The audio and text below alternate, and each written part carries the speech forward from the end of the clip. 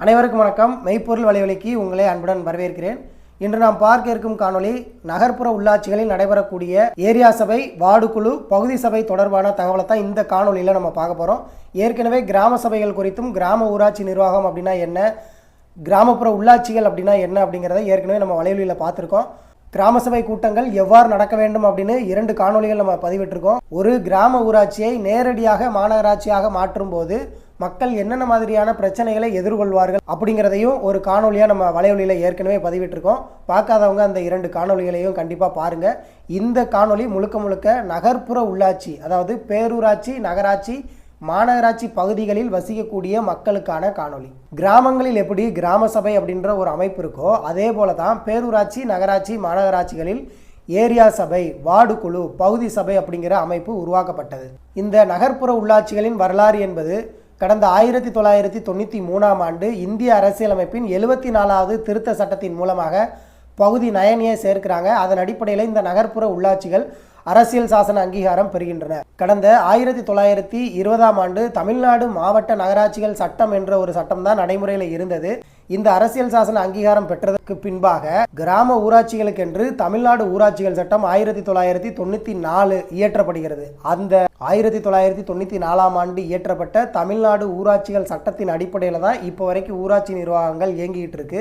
ஆனால் இந்த நகர்ப்புற உள்ளாட்சிகளுக்கு கடந்த 1920ஆம் ஆண்டு மாவட்ட நகராட்சிகள் சட்டம் இருந்தது.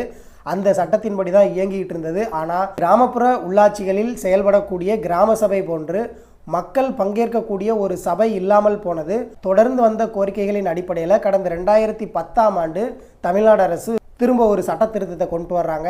அதன் அடிப்படையில் சட்ட எண் 35 சேர்க்கப்படுகிறது. அந்த சட்ட எண் 35இன் விளைவாக ஏரியா சபை, வார்டு குழு, பகுதி சபை அமைக்க வேண்டும் என்று ஒரு அறிவிப்பை தமிழ்நாடு அரசு வெளியிட்டது. ஆனால் இதற்கான வரைமுறைகளை வெளியிடவில்லை.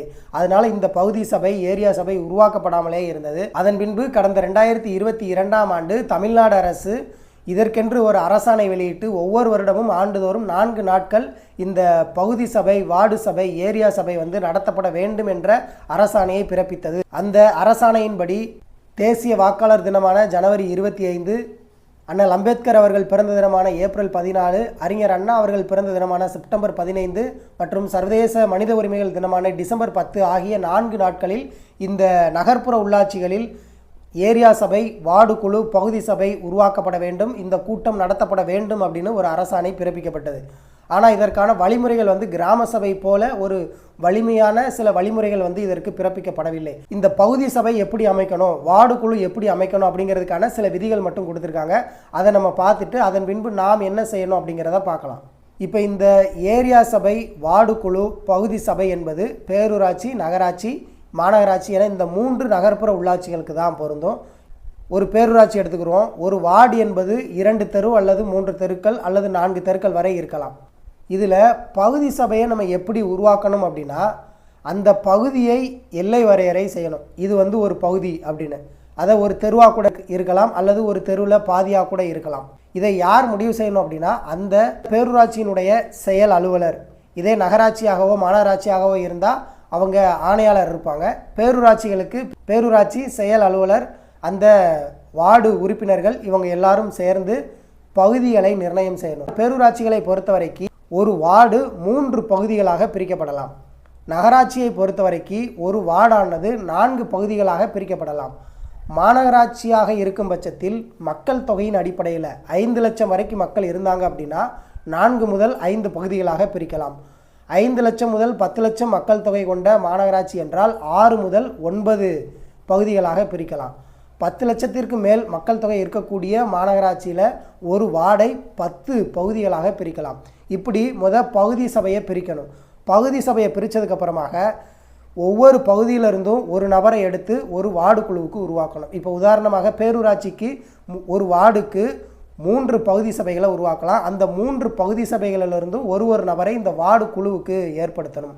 பகுதி சபையில் யாரெல்லாம் கலந்துக்கலாம் அப்படின்னா, அந்த பகுதியில் இருக்கக்கூடிய வாக்களிக்கும் உரிமை பெற்ற வாக்காளர் பட்டியலில் பெயர் இருக்கக்கூடிய யார் வேண்டுமானாலும் அந்த பகுதி சபையில் கலந்துக்கலாம்.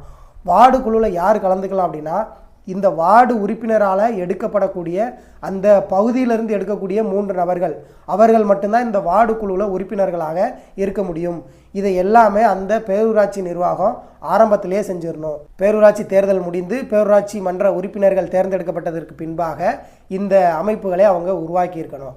அரசு 2022ஆம் ஆண்டு அறிவிச்சிட்டாங்க. 2023லேருந்து இது நடைமுறையில் இருக்குது. நமக்கு அறிவிப்பு கொடுக்குறாங்களோ இல்லையோ இந்த 4 நாட்களில் கட்டாயம் ஏரியா சபை வார்டு குழு கண்டிப்பாக நடக்கும். இதை அந்தந்த உள்ளாட்சி அமைப்புகளில் இருக்கக்கூடிய தகவல் பலகையில் வச்சுருக்கணும். தகவல் பலகையில் வைக்கலை அப்படின்னா அந்த பகுதியில் வசிக்கக்கூடிய மக்கள் எல்லாருமே உடனடியாக உங்களுடைய உள்ளாட்சி அமைப்புகளை அணுகி வார்டு சபை ஏரியா சபை எந்தெந்த தேதிகளில் நடக்குது, எந்த இடத்துல நடக்குது அப்படிங்கிறத, வார்டு குழுவில் யாரெல்லாம் உறுப்பினர்களாக இருக்காங்க அப்படிங்கிறத அறிவிப்பு பலகைகளை தயவு செய்து வைக்க சொல்லுங்கள். இந்த ஏரியா சபை நடப்பதற்கு ஒரு நாளைக்கு முன்னாடியாவது பொதுமக்களுக்கு கட்டாயம் தகவலை தெரியப்படுத்தியிருக்கணும். கிராம சபை விதிகளின்படி கிராம சபை நடக்கக்கூடிய இடத்தை 7 நாட்களுக்கு முன்னாடி தெரியப்படுத்தியிருக்கணும். அதே மாதிரியான விதிகள் இதற்கு இல்லை. அதனால் ஏரியா சபை நடக்கிறதுக்கு ஒரு நாளுக்கு முன்னாடியோ அல்லது 2 நாட்களுக்கு முன்னாடியோ கட்டாயம் பொதுமக்களுக்கு தெரியப்படுத்தணும். இப்போ நம்ம இந்த நகர்ப்புற உள்ளாட்சிகளில் வசிக்கக்கூடிய நமது நண்பர்கள் பல பேர் நம்மகிட்ட சொல்கிறது என்ன அப்படின்னா, இவங்க வார்டு குழு நடக்கக்கூடிய இடத்தை எங்கிட்ட சொல்லவே மாட்டேங்காங்க, இந்த தகவலை எங்கள்கிட்ட தெரியப்படுத்தவே மாட்டேங்காங்க அப்படின்னு தொடர்ந்து நம்மகிட்ட சொல்லிக்கிட்டே இருக்காங்க. இந்த வார்டு சபை எங்கே நடக்குது, பகுதி சபை எங்கே நடக்குது, ஏரியா சபை எங்கே நடக்குது அப்படிங்கிற தகவலை பொதுமக்களுக்கு தெரியப்படுத்தணும். பொதுமக்களுக்கு தெரியப்படுத்தவில்லை என்றால் இந்த 4 நாட்களில் தான் கட்டாயம் நடக்கும். அப்போ எந்த இடத்துல நடக்குதுன்னு நீங்கள் போய் கலந்துக்கிறணும். ஒருவேளை உங்களுக்கு தெரியாமையே நடக்குது அப்படின்னா தொடர்ந்து நீங்கள் செயல் அலுவலருக்கு எழுத்துப்பூர்வமான ஒரு கடிதத்தை நீங்கள் கொடுக்கணும். இந்த வார்டு சபைகளை முறையாக நடத்த வேண்டும் என்று.